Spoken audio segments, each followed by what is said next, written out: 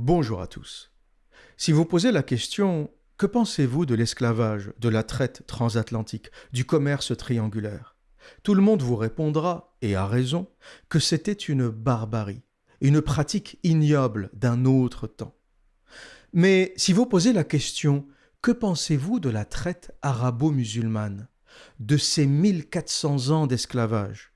On vous dira « Ah, mais c'est une question de contexte, ce n'est pas pareil. » Certains vous diront même, sans honte, « Mais l'esclave en islam, c'est pas la même chose, c'est un peu comme un membre de la famille. » Tout d'abord, petite introduction et rappel, chiffre à l'appui, de ce qu'a été la traite arabo-musulmane. On analysera par la suite, ensemble, plus en détail, cette histoire de l'esclave prétendument bien traité en islam. Depuis le Sénégal et depuis toute l'Afrique, des millions de personnes ont été déportées, non pas vers les Amériques, mais vers le monde arabo-musulman. Selon les dernières études, ils furent entre 15 et 17 millions. Cette traite a duré pas moins de 1400 ans, du 7e au 20e siècle.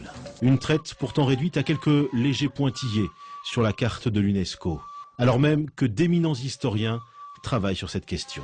Salah Trabelsi est l'un des meilleurs spécialistes des traites musulmanes. Lui aussi est confronté régulièrement aux effets de l'ignorance. J'ai assisté récemment à un colloque au Maroc et un assistant donc, au colloque qui a pris la parole pour dire écoutez, je ne comprends pas qu'on puisse en effet associer donc, ou comparer l'esclavage en terre d'islam avec les autres formes d'esclavage, puisque chez nous, donc les esclaves ont été toujours bien traités. Pour commencer et pour répondre à cette affirmation de l'esclave bien traité en islam, nous allons lire les textes de l'islam.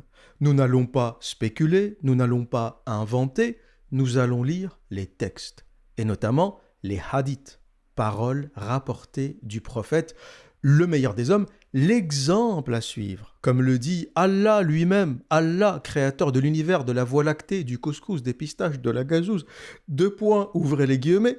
En effet, vous avez dans le messager d'Allah un excellent modèle.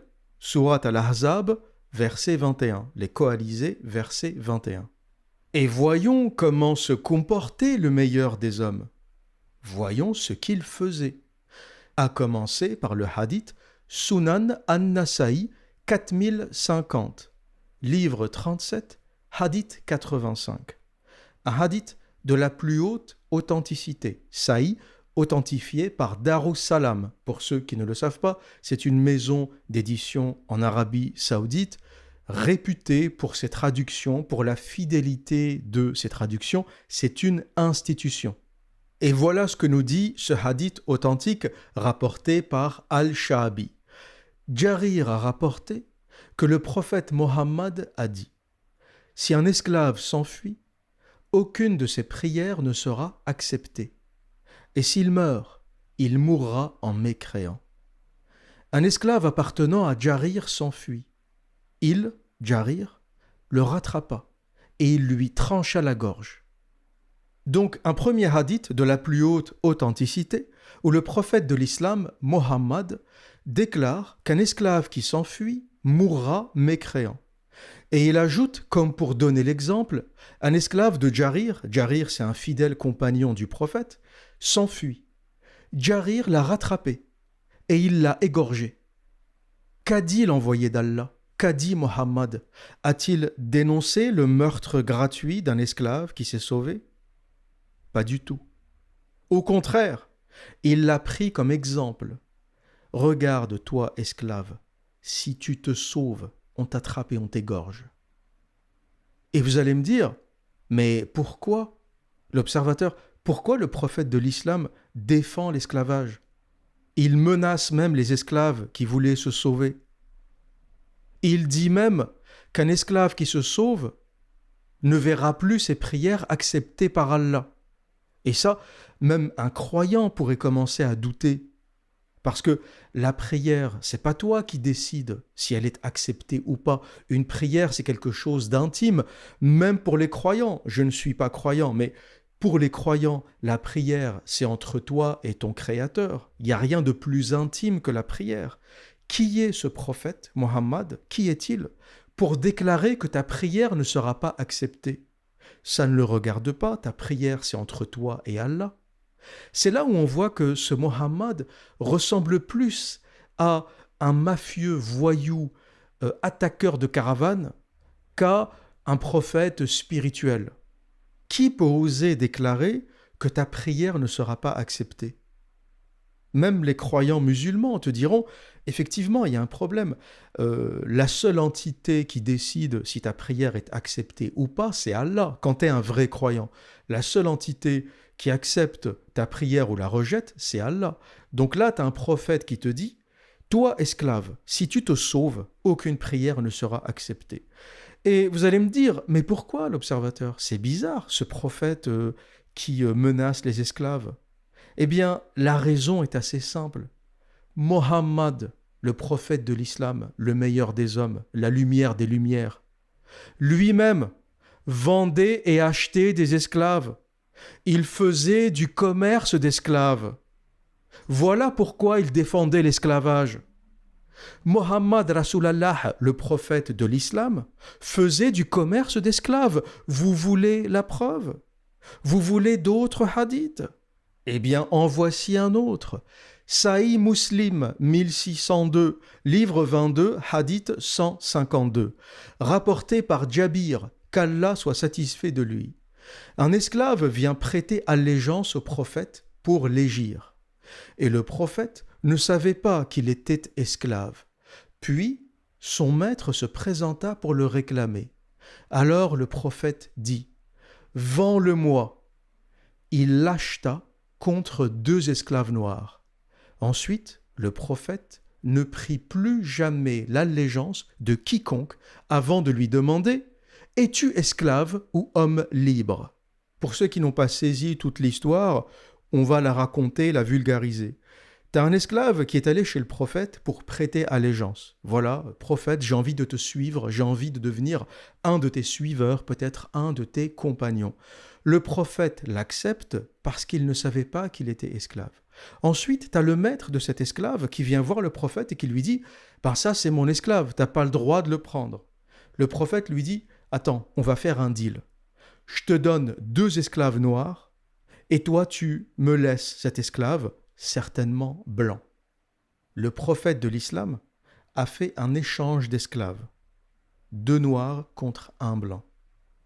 Et ensuite, il a dit « Je n'accepterai plus jamais l'allégeance de quiconque avant de m'assurer s'il est esclave ou homme libre. » Donc là, on a quand même un prophète qui fait du négoce d'esclaves sans problème. Parce qu'il a vu que ce gars, même s'il avait un maître, il avait peut-être des qualités, donc il s'est dit « je vais le garder », mais il a un maître. Et j'ai pas l'argent pour l'acheter. Par contre, j'ai 2 esclaves noirs, donc je vais les échanger contre un esclave blanc. Voilà ce que faisait Mohammed, le prophète de l'islam, du négoce d'esclaves. Voulez-vous une autre preuve? Peut-être que certains d'entre vous ne sont pas encore convaincus. Hadith Sahih al-Bukhari, 2592, livre 51, hadith 26. Rapporté par Quraib, l'affranchi d'Ibn Abbas. Maïmouna bint al-Harith lui raconta qu'elle avait affranchi une esclave fille, sans demander la permission du prophète. Le jour où ce fut son tour d'être avec le prophète, elle dit « Sais-tu, ô messager d'Allah, que j'ai affranchi mon esclave fille ?» Il dit, Mohammed, le prophète, il dit « Vraiment ?» Elle répondit « Oui. » Alors il dit « Tu aurais obtenu une plus grande récompense si tu l'avais donnée à l'un de tes oncles maternels. » Donc là, on a Maïmouna, la femme du prophète, sa dernière femme de mémoire, qui lui dit, lorsqu'il rentre le soir, le prophète de l'islam, pendant la journée, il attaquait des caravanes, le soir, il rentre à la maison et s'installe sur le canapé. Maïmouna lui dit « Mohammed, tu sais, la petite esclave qu'on avait, je l'ai libérée, je lui ai donné sa liberté. » Mohammed, il est là. « Quoi ? Comment ça, tu l'as libérée ?»« Oui, je l'ai libérée, elle est partie. » Et il lui dit « T'aurais dû le donner à ton oncle, connasse. T'aurais eu plus de hasanat. » Vous imaginez de quel type de prophète on parle?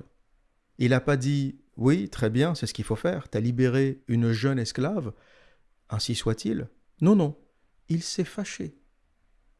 Il s'est fâché, il lui a dit « Pourquoi tu l'as libérée? Si tu l'avais donnée à ton oncle, t'aurais eu une plus grande récompense. Allah t'aurait mieux récompensé si t'avais donné l'esclave pour qu'elle aille travailler chez ton oncle ou faire autre chose. Vous savez que les esclaves en islam ont le droit d'être consommés, les esclaves femmes. Les maîtres ont le droit d'avoir des rapports sexuels avec leurs esclaves femmes sans mariage. Et ça, c'est Allah qui le dit. Et ça nous fait une très bonne transition pour parler du Coran, parce que jusqu'à présent, on a parlé des hadiths, paroles rapportées du prophète. Mais que dit Allah, le créateur de l'univers, des merguez, des pistaches, du couscous, de la gazouze? Qu'est-ce qu'il dit Allah? Sourate 4, les femmes, Sourate An-Nisa, verset 3. Il est permis d'épouser 2, 3 ou 4 parmi les femmes qui vous plaisent. Mais si vous craignez de n'être pas juste avec celle-ci, alors une seule. Ou des esclaves que vous possédez, cela afin de ne pas faire d'injustice, ou afin de ne pas aggraver votre charge de famille. Dans cette sourate, Allah, créateur des pistaches, du couscous, des merguez et de la gazouze, t'autorise à baiser toutes les esclaves que tu possèdes. En arabe, dans le texte original, milk al-yamin. Beaucoup de gens parlent de la polygamie, parlent de cette fameuse sourate An-Nisa, la sourate 4, verset 3, qui légalise la polygamie, qui permet d'épouser 2, 3, jusqu'à 4 femmes. Mais ils sont très peu à lire la suite. Les gens, en général, lisent cette sourate jusqu'à 4. Il est permis d'épouser 2, 3 ou 4 parmi les femmes qui vous plaisent, mais si vous craignez de n'être pas juste avec celle-ci, alors une seule. Et la majorité des gens, des imams de plateau télé s'arrêtent là. Ils évitent tous de lire la suite, parce que la suite de cette sourate, c'est quoi? Vous pouvez épouser 2, 3, 4 femmes, ou des esclaves que vous possédez. Et plus précisément, consommer des esclaves que vous possédez, parce que en islam, on n'épouse pas les esclaves. On peut les consommer, avoir des rapports sexuels avec elles, sans les épouser. Vous en voulez la preuve? Le prophète lui-même l'a fait. Si quelqu'un vous dit non, le prophète n'a jamais fait la zina, le prophète n'a jamais baisé hors mariage, posez la question. Qui est Marie la Copte? Qui est Maria al-Qibtiyya? C'était qui? C'était une esclave que le prophète baisait, à qui il a fait un enfant, Ibrahim, qui est mort dans la petite enfance, et qu'il n'a jamais épousé. Marie la Copte n'a jamais été épousée par le prophète de l'islam. Il l'a consommée hors mariage. Pourquoi? Parce que c'était son milk al-yamin, c'était sa possession, son esclave, offerte par Al-Muqawqis, gouverneur d'Égypte. Donc, en islam, selon la sourate An-Nisa, verset 3, on peut épouser 4 femmes, on peut avoir 4 femmes légitimes, mais on peut consommer toutes les esclaves qu'on a sans limite. 5, 10, 20, si tu as un harem, 100. Toute personne qui vous dit que c'est un mensonge, que le prophète de l'islam n'a pas pratiqué la zina, que le prophète de l'islam n'a pas eu de rapport sexuel hors mariage, posez-lui la question. Qui est Marie la Copte? Qui est Maria al-Qibtiyya, à qui il a fait un enfant, Ibrahim, sans ne jamais l'épouser? Et je vous donne la réponse. C'était son milk al-yamin, son esclave, qu'il a consommé hors mariage et qu'il n'a jamais libéré. Marie la Copte est restée esclave, hors mariage, jusqu'à la mort du prophète. Elle a été libérée plus tard, après sa mort.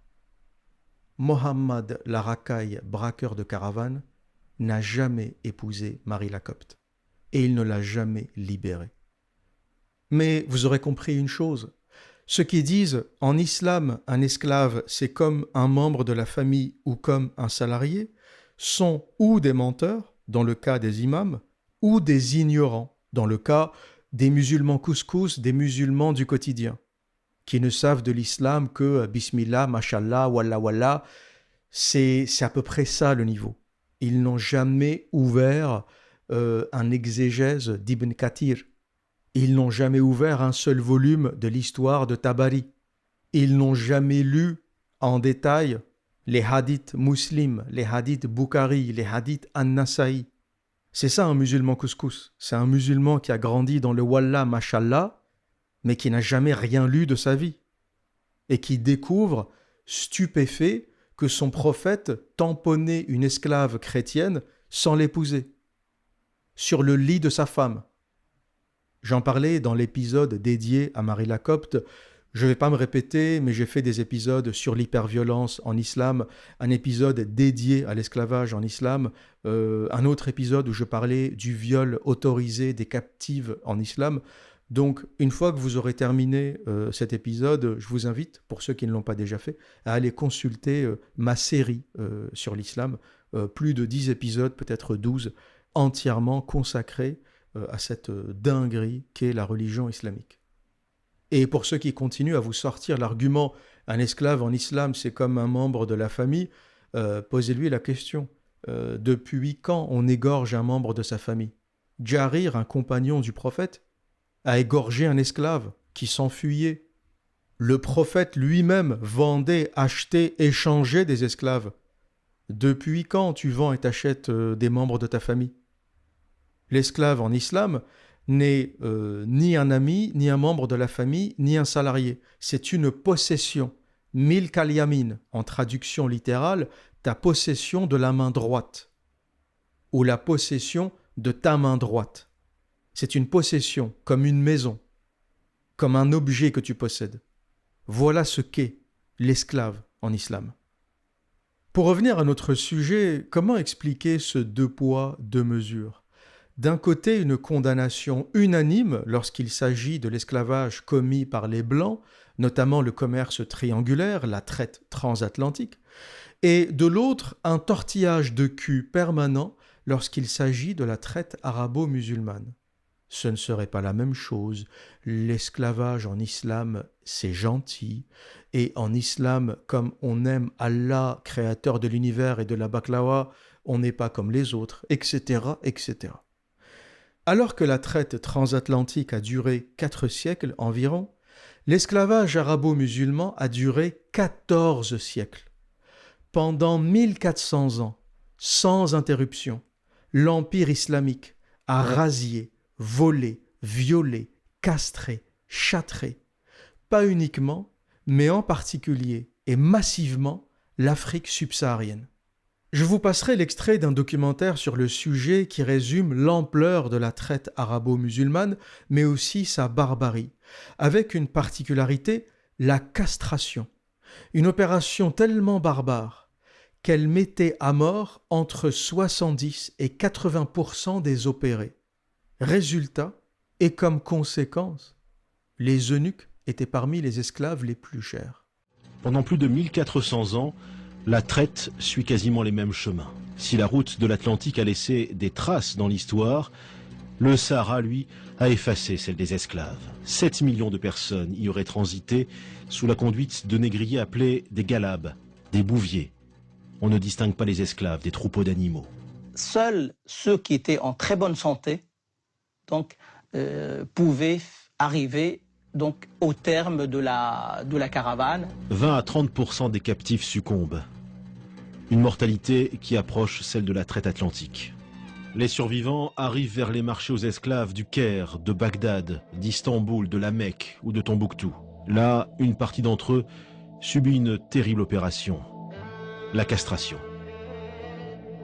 Ce qui est triste à dire, c'est que les ateliers de castration, c'est que la nature de l'opération elle-même est une opération qui, malheureusement, laisse très peu de chance pour l'enfant châtré. Donc l'espoir de survie de l'enfant sont quand même assez minimes. Les opérations de castration faisaient périr entre 70 et 80%. Ça vous donne une idée du massacre. Ce qui explique le prix très élevé également de l'eunuque sur les marchés. Comme fil conducteur de ce podcast, je vais commenter des extraits d'un entretien sur la chaîne publique Sénat à la bibliothèque Médicis. Dans cette émission, Jean-Pierre Elkabbach reçoit Tidiane Ndiaye, chercheur, économiste, anthropologue, mais aussi écrivain d'origine sénégalaise, et auteur de nombreux livres sur la question de l'esclavage, notamment le génocide voilé. Dans cet entretien, un sujet très intéressant, mais aussi très sensible, est évoqué. Le silence des Africains musulmans sur le sujet de la traite arabo-musulmane. Alors qu'ils sont très virulents envers la France et l'Angleterre, silence radio lorsqu'il s'agit de l'Arabie saoudite et de ce qu'ont fait les arabo-musulmans aux Africains. Et Tidiane Ndiaye parle d'un syndrome de Stockholm alimenté par la solidarité religieuse.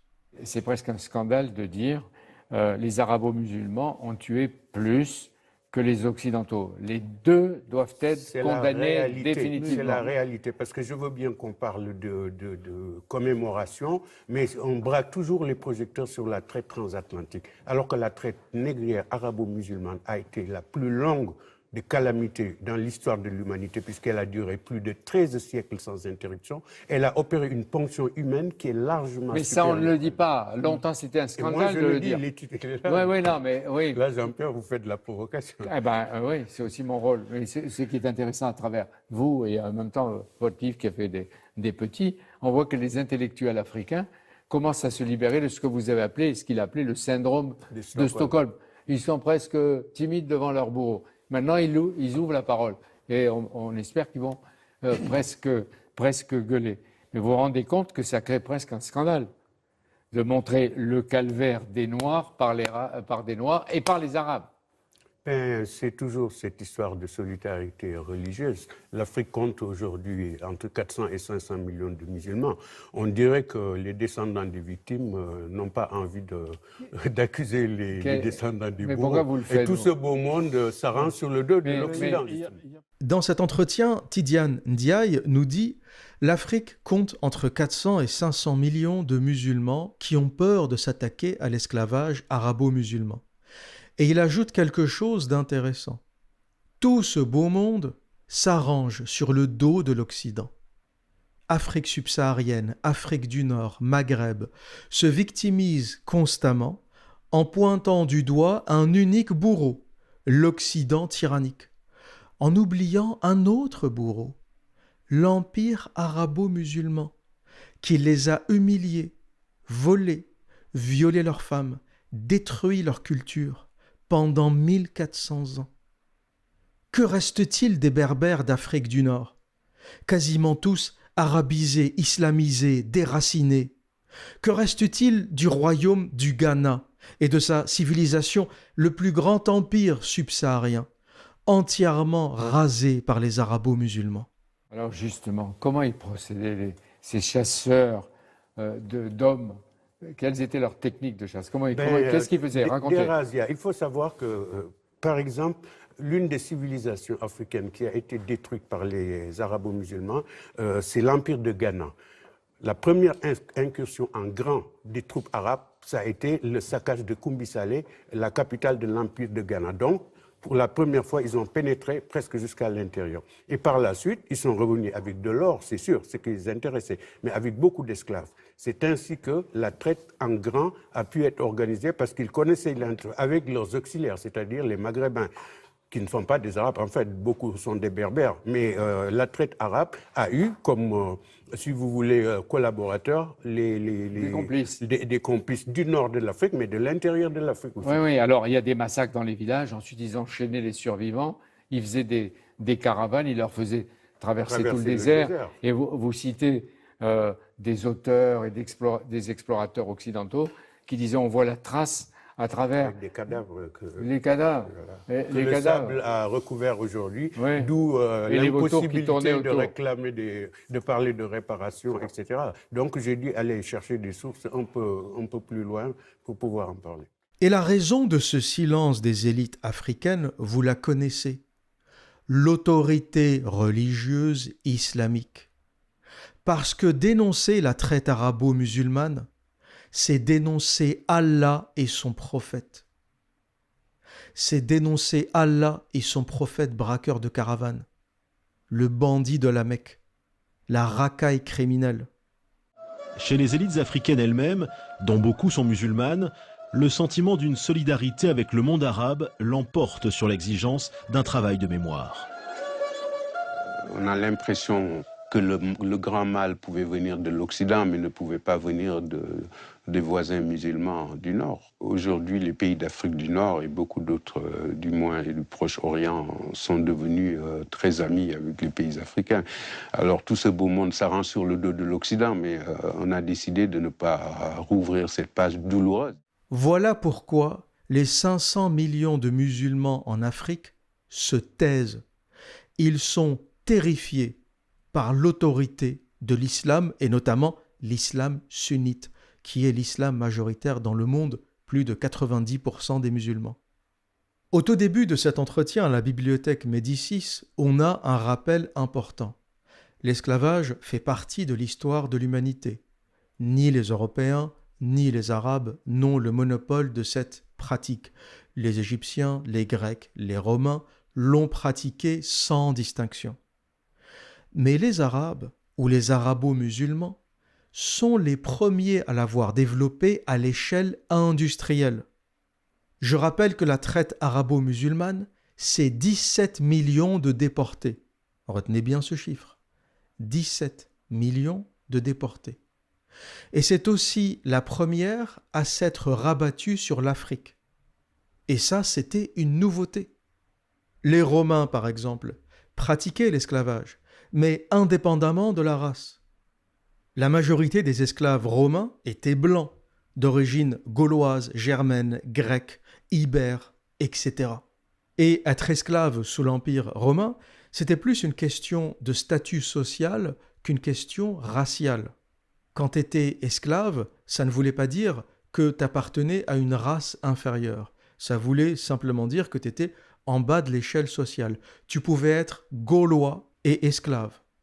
D'ailleurs, beaucoup de Français blancs, sans le savoir, sont des descendants d'esclaves. Leurs ancêtres étaient esclaves chez les Romains. Je suis peut-être un descendant d'esclaves, je n'en sais rien.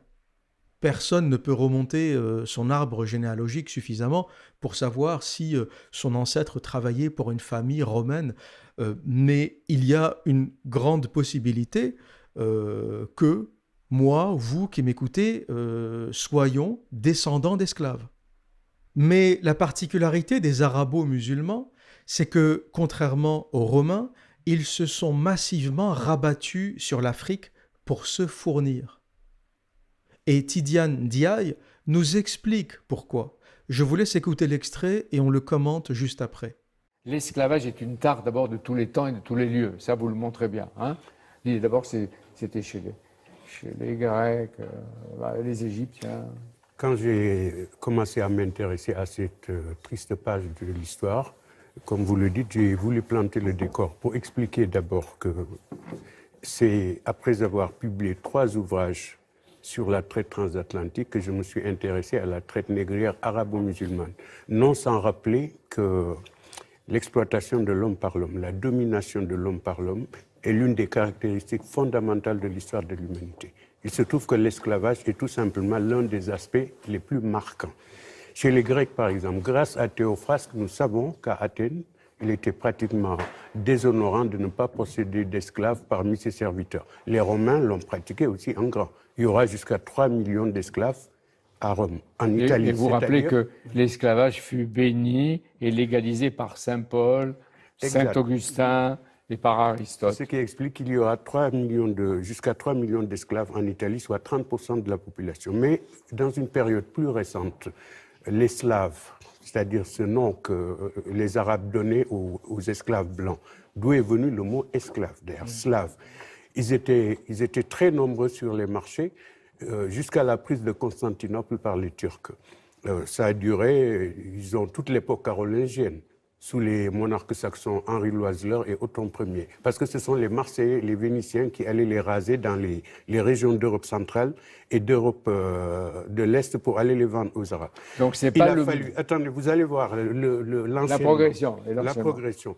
Il a fallu l'émergence d'États militairement puissants en Europe de l'Ouest et l'arrêt de l'expansion islamique aux Pyrénées pour que ça s'arrête. Et par la suite, c'est du fait de ce déficit en esclaves blancs que les arabo-musulmans vont se tourner massivement vers les peuples d'Afrique. Donc, il faut comprendre qu'au départ, les arabo-musulmans se fournissaient partout où ils pouvaient. Chez les Slaves, en Europe de l'Est, l'actuelle Ukraine ou l'actuelle Russie, dans le pourtour méditerranéen, ils allaient même faire des razzias jusqu'en Irlande. Mais ce qui s'est passé, c'est que l'Europe de l'Ouest a commencé à se constituer en État puissant et militarisé, notamment la France, premier pays à stopper l'incursion islamique en Europe. Et face à cette puissance européenne, les Arabes ou les arabo-musulmans ont dû se rabattre sur l'Afrique. Et c'est comme ça qu'un esclavage qui concernait à peu près toutes les ethnies, toutes les races, s'est concentré exclusivement sur l'Afrique parce qu'il n'était plus possible d'aller chercher des esclaves en Europe, tout simplement parce que l'Europe était devenue trop forte, trop puissante pour les arabo-musulmans. Et on reviendra sur ce point, on parlera de comment les Arabes ont été les premiers à développer les théories raciales. Aujourd'hui, on en veut beaucoup aux anthropologues, aux médecins européens, occidentaux, français, britanniques, pour avoir théorisé des théories racialistes, la théorie d'une race qui serait meilleure, supérieure à une autre. Mais on oublie que les premiers à l'avoir fait, c'était pas les Européens, c'était les arabo-musulmans. Et j'en parle un peu plus tard dans ce podcast, mais avant ça, je dois vous parler d'autre chose, parce que l'une des questions que vous allez me poser et à laquelle je dois répondre est la suivante. L'observateur, si tout le monde a pratiqué l'esclavage, pourquoi cet acharnement aujourd'hui sur l'islam ? Si on convient que la terre entière, depuis les Égyptiens et même avant les Sumériens, en passant plus tard par les Grecs, les Romains, ont pratiqué l'esclavage, pourquoi en vouloir autant aux arabo-musulmans ou pourquoi s'acharner sur les arabo-musulmans ? Alors, pour commencer, ce n'est pas un acharnement, c'est un travail historique qui doit être fait. Et la raison est simple, limpide. Les autorités islamiques, jusqu'à aujourd'hui, n'ont pas aboli l'esclavage. C'est ça la grande différence entre l'esclavage européen et l'esclavage musulman.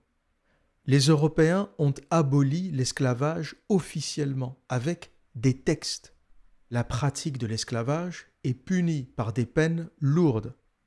Mais il n'y a pas de texte officiel islamique équivalent par exemple à la Déclaration universelle des droits de l'homme qui abolit l'esclavage et l'exploitation de l'homme par l'homme. Même dans le Coran, Allah ne dit pas une seule fois « je vous interdis l'esclavage ». Et ça, c'est important à comprendre parce que j'entends beaucoup l'argument « oui, mais Allah ne veut pas faire à chaque fois une ligne pour tout ce qui doit être interdit.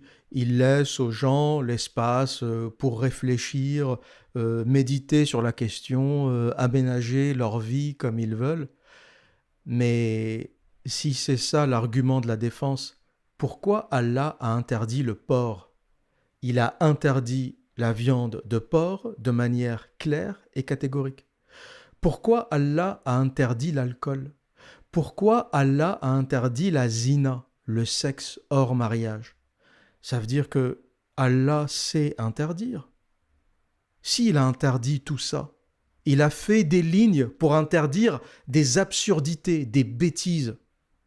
Et sur les sujets importants comme l'esclavage, Allah, le créateur de l'univers et du couscous, n'a pas posé une ligne dans le Coran. Ça aurait été simple pourtant. Je vous interdis l'esclavage. Il ne l'a pas fait. Il a jugé que la priorité, c'était interdire la viande de halouf. T'imagines le créateur de l'univers ? Il est là, sur son trône. Oui, en islam, Allah a un trône. Et il a, avec son stylo, son carnet, alors la viande de halouf, c'est haram. Le vin, l'alcool, si pas bien. Le sexe, si pas bien, et c'est tout. Le reste, tu fais comme tu veux. Et là, tu as son conseiller, tu as l'ange Gabriel à côté, il lui dit, Allah, tu peux ajouter une ligne sur l'esclavage, hein, c'est assez barbare ce qu'il est en train de faire Mohammed avec sa communauté. Interdit l'esclavage, ils sont en train de faire un carnage en Afrique. Allah, il est là, non, non, non, non, le halouf, il a l'alcool, c'est tout. Le halouf, il a l'alcool, c'est tout. Dégage, Gabriel, fous-moi la paix. J'ai pas que ça à foutre. Casse pas les couilles. Vous comprenez que ça ne tient pas la route. S'il y a des musulmans qui m'écoutent et qu'on a rempli le cerveau avec ces arguments de merde, parce que les imams ont plein d'arguments de merde, parce qu'il y a des gens qui sont allés à la mosquée, des gens qui doutent, qui découvrent les bêtises de l'islam, ils sont allés voir l'imam. L'imam, viens ici, viens, arrête de te... viens ici. Pourquoi il n'y a pas un truc qui dit l'esclavage c'est haram? Dieu, il aurait pu le faire. L'imam, il sort ce genre de réponse, oui, mais c'est pour laisser les gens réfléchir, méditer. Pourquoi sur le porc, il n'a pas laissé les gens réfléchir, méditer? Pourquoi sur le vin, il n'a pas laissé les gens réfléchir? Pourquoi sur le sexe, hors mariage, il n'a pas laissé les gens réfléchir, en tirer leurs propres conclusions? Sur toutes les conneries, il a écrit des règles très claires, y compris sur des choses inoffensives. Manger du porc ne nuit à personne. Si tu manges une tranche de jambon, tu ne fais de mal à personne. Eh bien ça, le créateur de l'univers l'a interdit. L'esclavage, il a oublié. Ou alors c'était derrière la page mangée par une chèvre. Parce que oui, dans l'histoire islamique, la vraie histoire islamique, hein, j'ai fait toute une vidéo là-dessus, une page du Coran aurait été mangée par une chèvre. C'est la même sourate qui parle de l'allaitement de l'adulte. Eh bien, peut-être qu'au verso, il y avait l'interdiction de l'esclavage. Et c'est la chèvre qui l'a mangé. Et plus sérieusement, Allah n'était pas capable de produire un texte comme la Déclaration universelle des droits de l'homme, article 4. Voilà ce que nous dit ce texte. Le texte que je vais vous lire, c'est un texte humain. Ça a été écrit par des humains. C'est pas une puissance divine, c'est pas un être divin. C'est des humains qui se sont mis autour d'une table, ils ont signé et ils ont dit « Je pense que cette phrase est pas mal ». Voilà ce que ça dit. Déclaration universelle des droits de l'homme, article 4. Nul ne sera tenu en esclavage ni en servitude. L'esclavage et la traite des esclaves sont interdits sous toutes leurs formes. Point. C'est simple pourtant. Eh bien, les humains l'ont fait. Allah ne l'a pas fait. Et la vraie réponse derrière ces incohérences, ceux qui se posent des questions, arrêtez de vous poser des questions parce que c'est évident. La seule raison pour laquelle des humains ont été capables de poser sur un bout de papier « l'esclavage est interdit », l'exploitation de l'homme par l'homme est interdite, et Allah n'a pas pu le faire, c'est que Allah, c'est un bédouin du désert, c'est une racaille attaqueur de caravane. C'est pour ça qu'il ne l'a pas écrit. Et plus probablement, Allah, c'est un calife ou des califes successifs qui ont rédigé le Coran pour servir leurs intérêts. Ils avaient besoin de l'esclavage, donc ils ne vont pas l'interdire dans le Coran. T'es un calife, tu mets dans le Coran ce qui t'intéresse. T'interdis l'alcool pour que les guerriers soient lucides et forts et qu'ils puissent aller massacrer les autres à la guerre. T'interdis le sexe pour créer la misère sexuelle pour qu'ils aillent se battre les couilles pleines. Il n'y a rien de plus dangereux qu'un soldat les couilles pleines. Et tu autorises l'esclavage parce que tu as besoin d'esclaves. Le Coran, c'est des règles écrites par un calife pour endoctriner les masses et envoyer les hommes à la guerre. Les couilles pleines, sans alcool. D'ailleurs, ironie du sort, vous savez qui met fin à l'esclavage arabo-musulman? Parce qu'on vient de le dire, les arabo-musulmans n'ont jamais produit de texte pour interdire l'esclavage.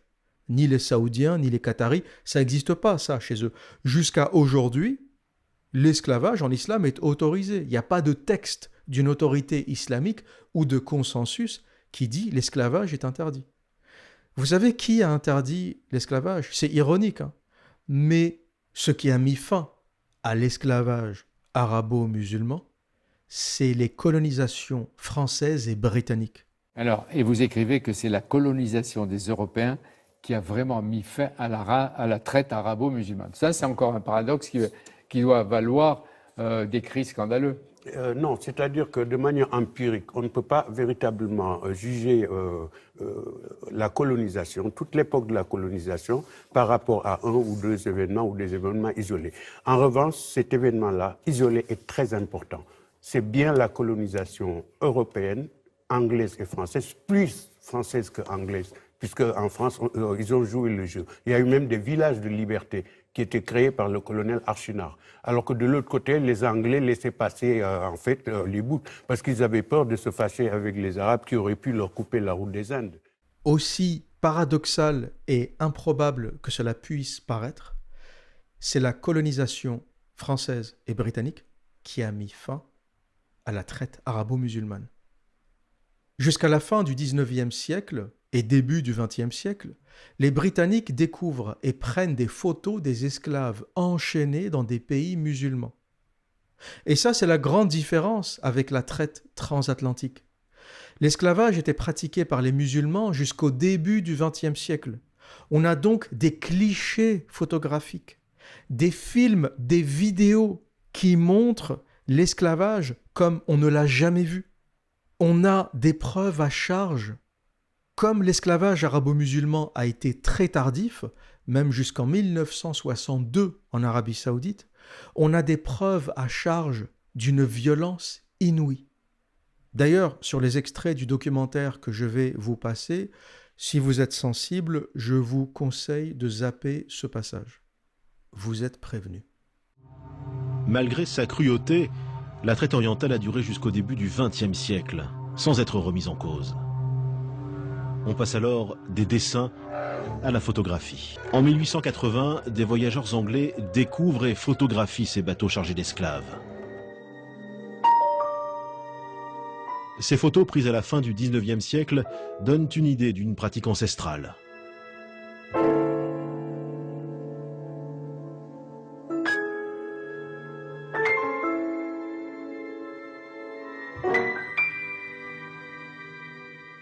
Ce cliché, tout aussi exceptionnel, montre des esclaves au travail, dans une plantation de clous de girofle. En 1830, 100 000 esclaves travaillent dans les plantations de Zanzibar. Donc, autre information clé à comprendre, l'autre grande différence entre la traite transatlantique et la traite arabo-musulmane est la suivante.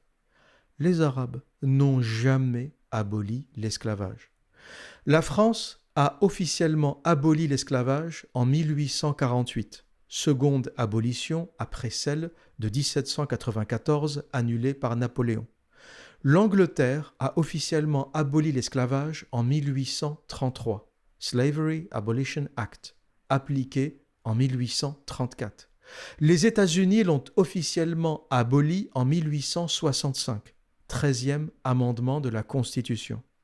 Mais l'Arabie saoudite a officiellement aboli l'esclavage en 1962. Et comment ? C'est pas les Saoudiens qui se sont dit « c'est pas bien, faut qu'on arrête ». Ils l'ont arrêté sous la pression internationale des États-Unis et du Royaume-Uni. C'est les Américains et les Britanniques qui ont dit aux Saoudiens « arrêtez vos conneries, on est en 1962, c'est quoi ce marché aux esclaves ?» À la Mecque, t'avais la Kaaba, comme ça, le cube noir, et à côté, t'avais des Saoudiens qui touchaient des Africains et ils leur regardaient les dents et leur touchaient les fesses pour voir s'ils étaient de bonne qualité avant de les acheter, de les vendre. 1962. Et à cette époque, vous savez combien d'esclaves il y avait en Arabie Saoudite en 1962. On ne parle pas de 50 ou de 100 partagés par quelques notables. On parle de 30 000 esclaves. 30 000 esclaves ont été affranchis. Et malgré cette abolition juridique, des formes modernes d'esclavage, travail forcé, exploitation domestique, traite des migrants, persistent encore aujourd'hui. Pendant la Coupe du monde de football au Qatar, on a trouvé des Sri Lankais, des Pakistanais qui travaillaient dans des conditions d'esclaves. Sans salaire, sans congé, avec des passeports confisqués. Pourquoi les Qataris font ça ? Pourquoi à Dubaï, À chaque fois, constamment, encore aujourd'hui, on attrape des personnes qui pratiquent l'esclavage. À chaque fois, on trouve des Sri Lankais, des Pakistanais qui se sont sauvés, qui avaient été séquestrés dans une usine, dans une maison. Pourquoi ça existe encore? Parce que c'est autorisé en islam. Faut pas chercher plus loin. Leur Dieu, Allah, créateur de l'univers et des merguez, autorise l'esclavage. Pourquoi tu veux que les Bédouins du désert arrêtent de le pratiquer? Ils ont une permission divine pour le faire. Leur prophète, Mohammed Rasulallah, il vendait, il achetait des esclaves. Pourquoi ils vont arrêter de le faire? Ceux qui se demandent, c'est quoi l'esclavage en Arabie Saoudite, en Mauritanie, au Qatar, encore aujourd'hui? Ne cherchez pas plus loin, l'islam l'autorise, point. Ils pensent avoir une légitimité pour le faire. Pourquoi Daesh, dès qu'ils prennent le pouvoir en Syrie ou l'État islamique en Libye, pourquoi l'une des premières choses qu'ils font, c'est rétablir l'esclavage? Quand Kadhafi est mort et que les islamistes sont arrivés au pouvoir en Libye, la première chose qu'ils ont commencé à faire et la première chose qu'on a commencé à voir, c'est l'ouverture de marchés aux esclaves. Les gens ils se disaient, mais d'où ça vient ce truc des esclaves au XXIe siècle? Mais de quoi on parle? Mais c'est autorisé en islam. Jusqu'à quand vous allez faire semblant de ne pas savoir? T'as les médias, BFM TV, machin. Oui, on comprend pas, il y a des esclaves en Libye, c'est intolérable, comment ça peut arriver? Mais jamais ils sortent la phrase qui répond à tout. Daesh pratique l'esclavage parce que c'est autorisé en islam et ils connaissent très bien leur religion.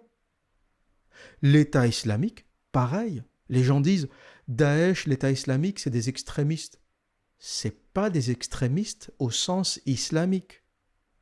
Au sens occidental, c'est des extrémistes. Mais au sens islamique, ils appliquent la charia. La charia n'interdit pas l'esclavage. Pourquoi ils vont se l'interdire? C'est comme ça que raisonne un soldat de Daesh. Allah, le créateur de l'univers et du couscous, n'interdit pas l'esclavage. Pourquoi je vais me l'interdire? Et maintenant, nous allons aborder un point que j'ai un peu introduit plus tôt dans ce podcast. C'est un point qui est très peu connu et très peu abordé. Comme je vous le disais, bien avant les anthropologues racialistes blancs, les arabo-musulmans ont écrit des textes pour théoriser le racisme et justifier l'esclavage par la condition inférieure de l'homme noir. Je vous laisse écouter cet extrait et on le commente juste après.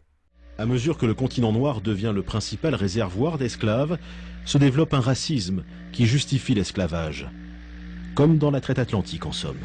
Il faut dire que bien avant que les chercheurs européens de l'anthropologie physique n'élaborent au XIXe siècle les théories raciales et fantaisistes que l'on sait, dans le monde arabe, on avait déjà figé dans le temps et de manière presque irréversible l'infériorité de l'homme nègre. Et cela par des érudits qui étaient respectés et très écoutés comme Ibn Khaldoun. Ibn Khaldoun, grand lettré du XIVe siècle, qui pourtant écrit « Les seuls peuples à accepter l'esclavage sont les nègres, en raison d'un stade inférieur d'humanité, leur place étant plus proche du stade animal. » Donc Ibn Khaldoun, une sommité dans le monde arabe, penseur, philosophe, économiste du XIVe siècle, écrivait déjà des textes racistes qui permettaient de justifier l'esclavage.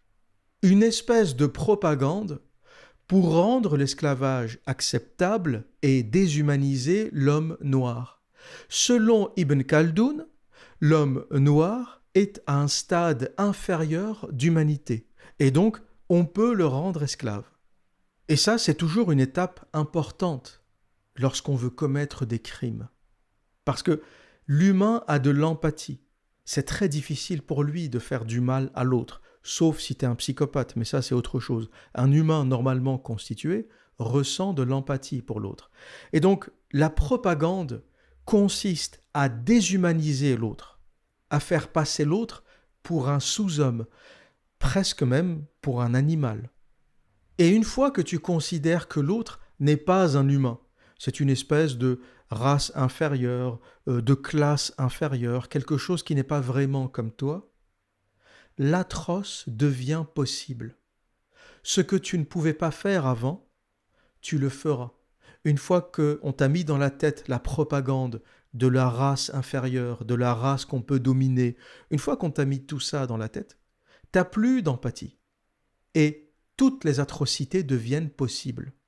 Et Ibn Khaldoun a contribué à cette propagande. Il a écrit des textes entiers pour déshumaniser l'homme noir. J'avoue que moi-même, je ne connaissais pas ce volet de Ibn Khaldoun. Je m'étais intéressé à la philosophie, j'avais lu la Muqaddima, je m'étais intéressé à ses idées économiques, au libéralisme de Ibn Khaldoun, mais je n'étais jamais tombé sur ces textes concernant l'esclavage, et j'avoue que ça a été une claque pour moi. Je ne savais pas que ce gars faisait partie de la propagande arabo-musulmane pour influencer les masses et rendre l'esclavage encore plus acceptable, notamment auprès des Berbères d'Afrique du Nord. Ibn Khaldoun vivait dans la région de la Tunisie actuelle. À savoir que des érudits très respectés comme Ibn Khaldoun, qui était le savant arabe le plus connu du XIVe siècle, cet homme avançait l'idée selon laquelle les seuls peuples adaptés à l'esclavage sont les nègres, en raison d'un degré inférieur d'humanité, et que leur place se situe au stade animal. Alors, devant de telles inepties de Ibn Khaldoun et d'autres penseurs de la même mouvance, il ne se trouvait pas une seule voix sérieuse dans le monde arabe pour défendre la cause des Noirs. Parce que les intellectuels, dans leur quasi-totalité, étaient marginalisés sur la question et avaient abdiqué face aux obscurantistes et aux doctrinaires de la foi. Et les idées racialistes de Ibn Khaldoun circulent encore aujourd'hui dans le monde musulman. Au Moyen-Orient et au Maghreb, on retrouve un racisme anti-africain, anti-noir très important, y compris parmi les communautés maghrébines en France et en Europe. Vous noterez que les Maghrébins sont très vocaux concernant le racisme à leur encontre, ou concernant un racisme israélien envers la Palestine, par exemple, mais ils sont très silencieux concernant leur propre racisme envers les Africains subsahariens. Il suffit aujourd'hui d'observer le traitement qui est fait aux Noirs dans les pays du Maghreb ou ailleurs. Lynchage, ratonnade policière, mise à mort. Ils subissent des humiliations et un racisme encore. Et un racisme quotidien. Vous avez en Libye des réfugiés soudanais qui sont originaires du Darfour. Vous vous rendez compte, ces pauvres, ce qu'ils ont subi là-bas. Et d'autres Soudanais tchadiens. Ils sont égorgés en Libye s'ils ne sont pas vendus dans des marchés. Ça demeure. Ça demeure, où on les vend dans les marchés. Et vous pensez que les migrants, ils sont aussi victimes de négriers dans les trafics de population. Mais bien sûr. Et pour conclure, je dirais que toutes ces calamités, ce racisme culturel anti-noir chez les Arabes, ce sont en fait des métastases de l'ignorance. Ce qui est assez intéressant parce que le Maghrébin, à la base, c'est aussi un Africain du Nord, mais c'est un Africain. Mais il vous dira « Ah, moi je suis africain, mais c'est pas pareil. Je suis un Africain du Nord, un Méditerranéen. Ce n'est pas la même chose. Faut pas me mélanger avec les autres du Sud, là. Moi, c'est le Nord, c'est la Méditerranée. Les autres en bas, c'est pas la même chose. » Et pour ceux qui me trouvent dur, je vous donnerai un exemple édifiant. Parce que parfois, quand on annonce des choses comme ça, forcément, les gens vont vous dire « Non, t'exagères, il n'y a pas de racisme au Maghreb. Au contraire, au Maghreb, on se bat contre le racisme. » Je vais vous donner un exemple, et je pense que ça, c'est un exemple qui plie l'histoire, qui clôt le débat. Un exemple aussi triste qu'édifiant. En 2019, Miss Algérie, Khadija Benamou, originaire d'Adrar, donc dans le sud algérien, a été victime de racisme sur les réseaux sociaux. Des Algériens qui ont oublié qu'ils étaient africains la trouvaient trop noire pour représenter l'Algérie. Vous savez que l'Algérie, c'est un continent, et il y a une diversité incroyable. Entre le nord, le sud, le désert, des villes comme Alger n'ont rien à voir au sens mode de vie, architecture, avec des villes du désert comme Adrar par exemple, ou comme Gardaïa En Algérie, il y a des Kabyles, des Touaregs, des Mozabites, des nomades, des Blancs, des Noirs, des gens plus ou moins clairs européens ou type européen, des habitants un peu plus foncés, selon où vous vous trouvez géographiquement. C'est un pays très divers. Et donc, pour 2019, c'est une Miss du Sud qui a été élue. Et elle a été harcelée sur les réseaux sociaux, elle a été moquée parce que noire. Combien de Maghrébins l'ont défendue en disant « blanche, noire, on s'en fout, c'est une Algérienne comme une autre ». Très peu. Il y en a eu très peu. Où étaient les pro-palestiniens pour défendre cette jeune femme de conditions modestes qui était hôtesse dans un restaurant, a travaillé dans un resto probablement dans sa ville à Adrar? Il y a du racisme anti-noir en Algérie, contre des Algériens, parce qu'ils sont de Adrar, du Sud, parce qu'ils sont un peu foncés. Vous êtes où, les défenseurs de la Palestine? Vous allez défendre des causes à des milliers de kilomètres de chez vous, dont vous ne savez rien et dont vous ne comprenez rien, et chez vous, dans votre propre pays, vous pratiquez le racisme anti-noir envers vos propres citoyens? Vous êtes les premiers à crier au racisme et paradoxalement, vous avez oublié votre propre racisme. Vous imaginez de quoi on parle? Une Miss Algérie moquée, insultée, critiquée parce qu'elle est noire? Jamais un truc pareil serait arrivé en France. On accuse la France de racisme. En France, quand une Miss France des Antilles, de Guadeloupe gagne, personne ne critique. On n'a pas cette mentalité. La France est passée au-delà de ça. En tout cas, j'ai jamais assisté en France à un lynchage d'une Miss France parce qu'elle est de Guadeloupe ou des Antilles. Au contraire, j'ai même l'impression que c'est la mode.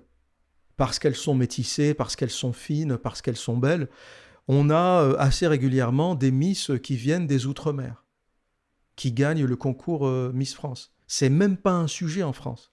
En Algérie, c'est un sujet. Si t'es noir, Miss Algérie, tu vas en prendre plein la gueule. Juste à cause de ta couleur de peau. Et pour ceux qui ne le savent pas, je vous donne une petite red pill.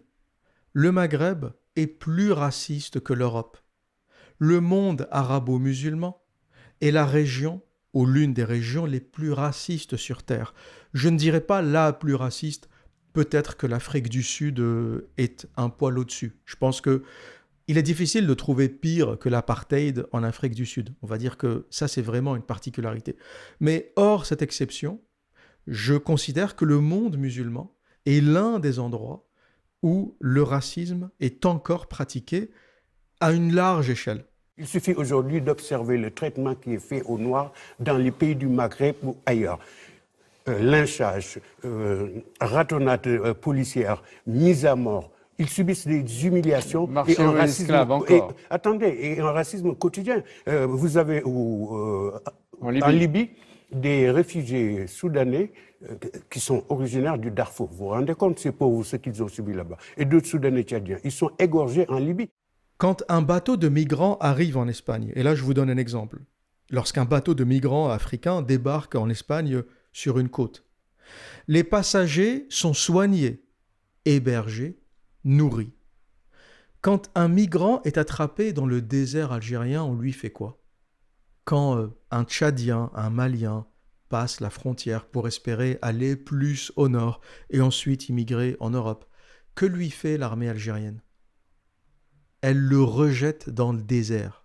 Il l'attrape du côté de la frontière algérienne, le côté désert de la frontière algérienne, et il le rejette du côté désert de la frontière Tchad ou de la frontière avec le Mali.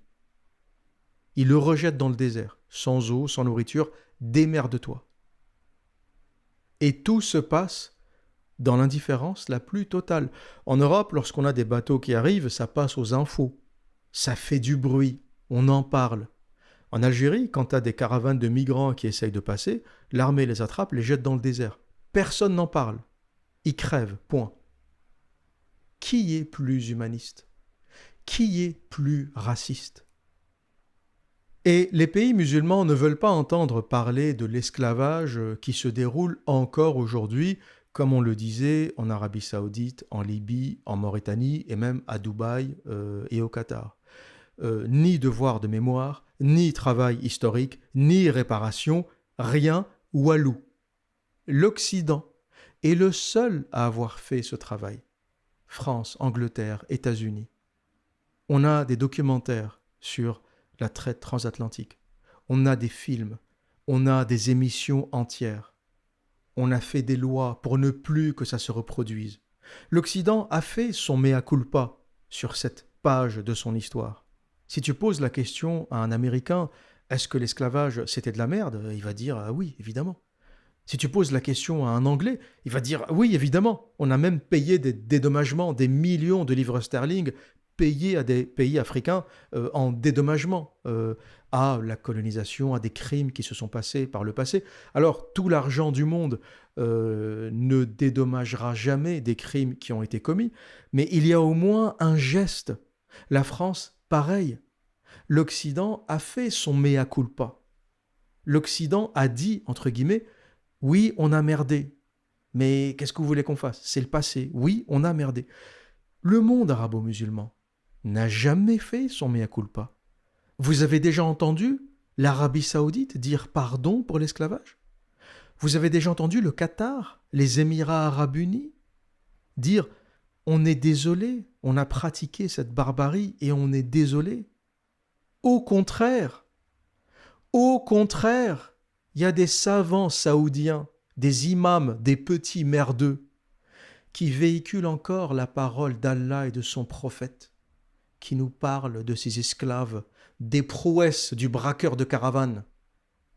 Et donc, avec la bénédiction d'Allah, de son prophète, et avec des théoriciens racialistes comme Ibn Khaldoun, les Arabes ont massacré, volé, pillé l'Afrique pendant 14 siècles. Et il faut savoir que pour chaque esclave capturé, 2, 3, parfois même 4 personnes sont tuées dans la lutte. Et en priorité, les Arabes arrachaient des enfants à leur famille parce qu'ils étaient plus faibles, plus faciles à adapter, plus dociles que l'adulte dans la servitude. Au nom de ces théories, l'Afrique connaît 14 siècles de chasse à l'esclave. Des attaques menées par des soldats dans le cadre de guerre ou par des bandes armées aux ordres de marchands. Ces attaques, bien sûr, sont d'une violence inouïe. C'est le feu qui est mis dans les cases. C'est des attaques frontales, bien sûr, contre des populations démunies de défense. Et bien sûr, par la suite, bien sûr, c'est un arrachement donc de ces personnes à leur famille, à leur pays. Pour capturer un esclave, les assaillants tuent en moyenne 2 ou 3 personnes. Et dans les villages, il y a une marchandise que l'on recherche particulièrement. En tant que marchandise, bien sûr, l'enfant donc est plus à même d'être réadapté, d'être acculturé, d'être maîtrisé. Hein, alors qu'un adulte, il aurait tendance à ne pas accepter sa servitude. Et pour les chiffres et les détails, j'ajouterai la chose suivante. La traite arabo-musulmane avait 2 routes principales. La route orientale, environ 8 millions de déportés, avec un taux de mortalité pouvant atteindre 50%. Les déportés partaient depuis la côte est africaine, Zanzibar, Kilwa, Mombasa, etc., vers la péninsule arabique, la Perse, l'Inde et même la Chine par l'océan Indien. C'est la traite dite orientale, organisée surtout par les marchands arabes et swahili. Et d'un autre côté, on avait la route transsaharienne. On estime entre 6 et 10 millions de personnes déportées, avec un taux de mortalité également très élevé, autour de 50%. Les déportés partaient depuis l'Afrique subsaharienne, Sahel, Niger, Mali, Tchad. Ils traversaient le Sahara à dos de chameau vers le Maghreb, l'Égypte et le Moyen-Orient. Les esclaves étaient intégrés par la suite dans la société musulmane ou dans les sociétés musulmanes d'Afrique du Nord et du Proche-Orient. Voilà, mes amis, ce que personne n'ose dire par peur d'offenser pour des intérêts politiques, pour l'argent du pétrole de l'Arabie saoudite ou le gaz du Qatar. Mais il est temps d'en parler et de demander des comptes. Parce que la traite arabo-musulmane, c'est 17 millions d'Africains déportés, des enfants kidnappés et castrés, des villages pillés, incendiés, anéantis, un empire africain comme celui du Ghana, jadis prospère, entièrement brisé par les razzias. Et le pire, comme on le disait, pour chaque esclave capturé, 3 ou 4 personnes mouraient dans la lutte, pendant les attaques, les incendies de villages, les razzias. Cela représente entre 51 et 68 millions d'Africains massacrés pour la capture et la déportation des 17 millions. Ça, c'est aussi des chiffres qu'ils sont peu à donner. Même les experts que j'ai entendus sur les plateaux ne parlent pas de ça, ou très peu. À part Tidiane Ndiaye, je n'ai entendu personne mentionner ce détail, mais il est important. Lorsqu'on capture un esclave, ça ne se fait pas facilement. Il y a des luttes, des bagarres, des fois on incendie des villages pour terroriser, pour faire peur. Et donc, pour capturer un esclave, bien souvent, dans cette lutte, dans cette razzia, dans cette guerre qui se déroule, on a bien souvent 3 à 4 personnes, ou on estime qu'il y a 3 ou 4 personnes qui meurent pour chaque esclave qu'on réussit à capturer. Et les maths sont assez faciles à faire. Pour les 17 millions d'esclaves capturés et déportés, il faut compter entre 51 et 68 millions d'Africains massacrés. Et pour ajouter l'horreur à l'atrocité, parmi les 17 millions d'esclaves kidnappés et déportés, 50% mouraient en route. Chaleur du désert, soif, faim, maladie, maltraitance, castration sauvage, etc. Les Africains n'ont cessé de demander des comptes à la France, à l'Angleterre, réparation, justice, devoir de mémoire, et à juste titre. Mais il est peut-être temps d'avoir le même courage face à d'autres bourreaux, l'Arabie saoudite, le Qatar, les Émirats arabes unis. À eux, vous ne demandez jamais rien. Pourquoi ? Par peur de heurter l'islam sunnite, cette autorité religieuse qui vous intimide, qui vous réduit au silence, comme elle l'a fait pendant 14 siècles d'esclavage. Le vrai courage, ce n'est pas de toujours pointer du doigt l'Europe, l'Occident, la France, l'Angleterre, les États-Unis, tout en baissant les yeux face à d'autres bourreaux. Demander des comptes à Paris tout en baissant les yeux devant Riyad et Doha, c'est pas du courage. C'est la justice à la carte. On exige tout de la France et de l'Angleterre, mais on baisse les yeux face à l'Arabie saoudite. Et le vrai courage, c'est de dire la vérité à tous, sans exception. Chers amis, l'islam vous a asservi, humilié, manipulé. Pour beaucoup, il vous a rendu idiot. Et peut-être est-il enfin temps de vous réveiller.